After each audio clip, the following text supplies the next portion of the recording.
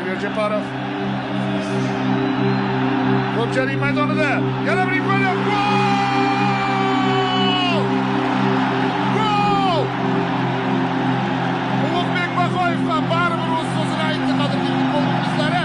Ana endi alamim kelayotganda Odil Ahmedov yig'layapti. Shu ko'z yoshlarga arzimaydi hozirgi o'yin uslubini boshqarayotgan murabbiylar shtabi. Men murabbiylar shtabiga ko'proq e'tiroz bildirgan bo'lardim. Ular bunday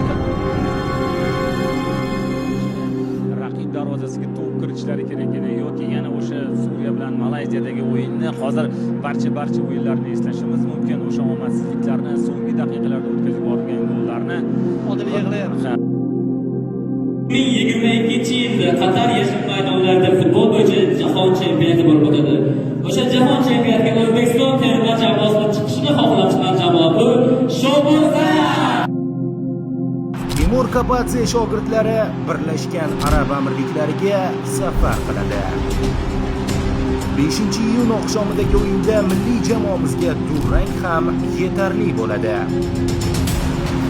5-iyun kuni soat 20:50 dan boshlab Birlashgan Arab Amirliklari va O'zbekiston terma jamoalari o'yinini jonli efirda va albatta Sport telekanalida tomosha qiling.